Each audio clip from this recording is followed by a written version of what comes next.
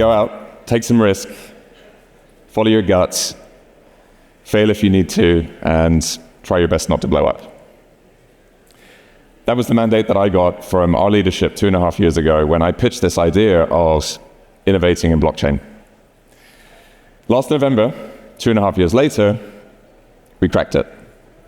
We launched our most successful ever digital activation. We proved that blockchain, as per my hunch, does have a role to play in our business, and we did it on Sui. So today, I'm going to tell you a bit about that story. I'll show you what we did, and of course, preview Chapter 2. So to start with, who are we? We're the ATP Tour. We're the global governing body of men's professional tennis. We operate a global tour of 59 events taking place in 30 countries, and it's at those events that we showcase the greatest talent in the world. Some of the faces that you see up on the screen here: Novak Djokovic, Carlos Alcaraz, Jack Draper. Our ultimate consumer is the fan, the tennis fan. This is who we serve. Entertaining them and engaging them is our business. And when we do our job right, it underpins our 3 core business lines. Number 1, bums on seats. We sell tickets. 2, sponsorship. And 3, media rights. Now, business is really good. The last 5 years, we've seen an explosion in interest in tennis and cultural relevance. We've had Netflix shows. We've had Zendaya pick up a tennis racket in the Challengers movie. I don't recommend it. But despite all of the positive news, we have a blind spot, the BillionFan Blindspot. These guys. Now, if you're not one of the 5.5 million fans each year that is lucky enough to come physically through the doors at one of our events, the reality is that we know very little about who you are. It's the fans on the couch at home, the fans tuning in, watching highlights, checking the results on their way to work. It's these fans on the other end of a screen that we know very little about. Globally, there's around 1 billion people who love the sport to some degree. And as of today, we, the ATP, can directly address only 500,000 of them. The reality is that between us and these 99%, as we call them, there's typically an intermediary. It's usually a social media company or it's a broadcaster. And the net result is that Meta or ESPN, they know way more about our fans than we do. And that's an issue, right? Like, if you're in the entertainment business and your business is engaging humans, you kind of need to know who they are, what they like, and be able to speak to them. Blind spot. That has downstream effects on the sponsorship as well. At the end of the year, the marketing teams, the CMOs, they come to us and they say, "We love your product. What can you tell us about attribution, ROI?" We have very blunt data to give them. So we know as a business that we have an impetus to address this problem, but it's also cultural. I have been a tennis fan for 15 plus years. I've stayed up till 2 a.m. to watch the US Open final. I've slept in a tent to get into Wimbledon. And despite all of that fandom, I have nothing to show for it. That's what we wanted to solve. That was the genesis of what became Momentum. Now let's show you what we did. The thing about being a tennis fan is that most of it goes unseen. It's all the finding the time, the showing up. But we realized that for 99% of fans, there's no way to be recognized for that. And it inspired us to create Momentum. 15 digital artworks created from match data at our biggest event, the Nito ATP Finals. Oh, that's extraordinary. Oh, no way. On loyalty. The idea was simple. Collect art every day for free, but with a catch. We only make each piece available for 24 hours. Proof that you showed up. On the launch day, we held our breath. And then, it happened. The community rallied behind it. We listened to the comments and the memes and baked them into the art. I'm going to take suggestions for what we should name the match. We found the most locked-in fan groups and invited them to co-create with us. Momentum kept building. Players got involved, collecting became a game, and the FOMO got real. Wow, 好正啊! By the end of the week, 75,000 fans from 110 countries had joined, claiming more than 777,000 times. And 25,000 fans didn't miss a single match. Sit up makes history in Turin.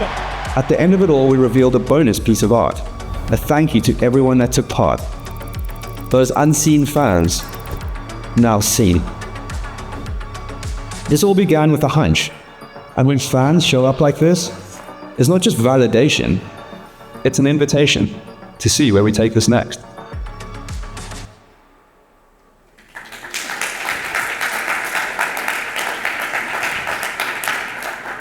So that was Momentum, an extremely fun 8 days in November in Turin at our biggest event. We had an absolute blast making it. You know, in the clip where we said on launch day we didn't know how things would go, that is absolutely true. We had hopes, but no real expectations, and you know what we achieved blew us away. So very quickly, what did we prove? Number one, fans vibed with it, most important.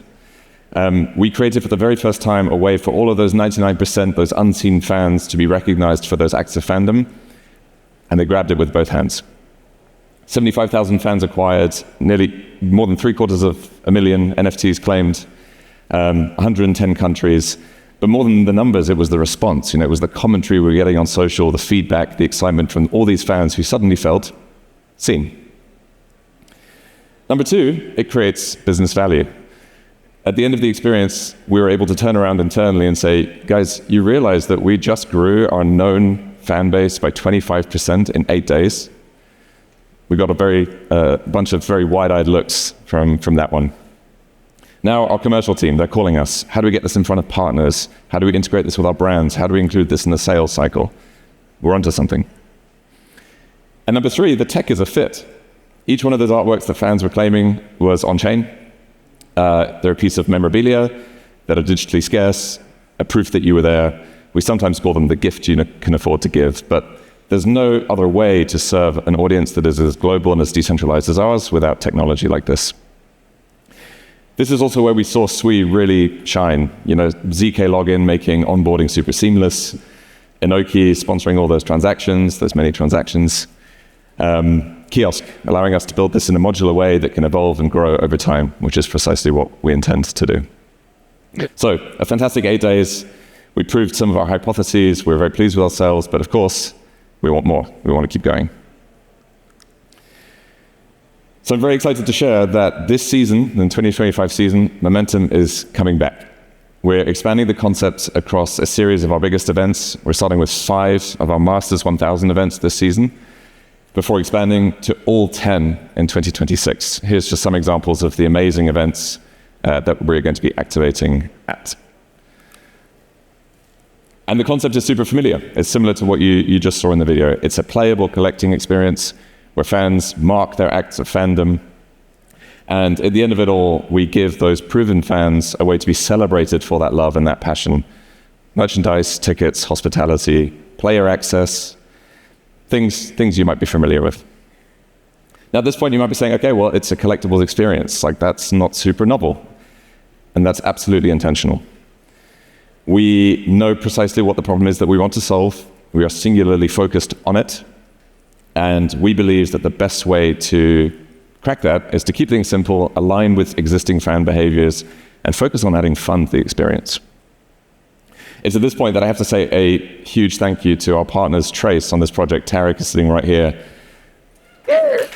One of the singularly most brilliant founders, a great human being, understands brands and cares deeply about the fan experience. So thank you, Tarek. Couldn't do this without you. You're a legend. So we're going global. We're bringing it back in 2025. And, you know, simple idea, as I mentioned. But there's a bigger idea that sits underneath all of that, and that is this concept of on-chain fan identity. This is what really gets me excited. This is the big vision. This is why we're here. I'll try my best to condense 30 years of tennis into about 30 seconds to explain why this is so relevant to us. We, the ATP, we're not alone in controlling the sport. There's us, there's the WTA Tour, which is the women's tour, and then you've got these 4 majors, right? Australian Open, Wimbledon, Roland Garros, US Open, the biggest and best known tournaments in our sport. Now, the result of all this sort of fragmentation is a very fragmented user experience. If you're a fan, you typically need a few subscriptions to watch the sport year-round. You need different logins. Figuring out where to buy tickets and how to buy merch, it's confusing. And we know this. We know this is a critical threat to our business. We know that we are losing fans to more seamless experiences, Netflix, gaming, Spotify, things that make it easy. Now, if you get into a room with these bodies and you say, well, how about this idea of a unified fan identity? Every single one of those people would stand up and say, brilliant idea. But then you come to the question of the business practicalities of it. Typically ownership. If we're going to build unified fan identity, who's going to own this? Are you coming to us, or are we coming to you? And the true positive sum, or the only positive sum solution that I believe exists, is for nobody to own it. For the fan to be in control of their identity, to build parts of their identity on a credibly neutral layer, the blockchain, segment the right parts of their identity in the public space to maintain privacy, and focus on adding the most value such that these other bodies can no longer ignore what we've built. Speaking of value, I've also got up on screen our sort of constellation of commercial partners, right? We're supported by some of the biggest brands in the world. Some of them, Emirates, Lacoste, are already experimenting in Web3, and we have a hypothesis that what we're building, understanding fans, the proven fans, is going to be extremely valuable for them as well. So goal number one this year is to prove repeatability. You know, can we expand what we did in Turin over the course of a season? Can we create a narrative? Can we bring in more fans? But this is the really interesting stretch goal.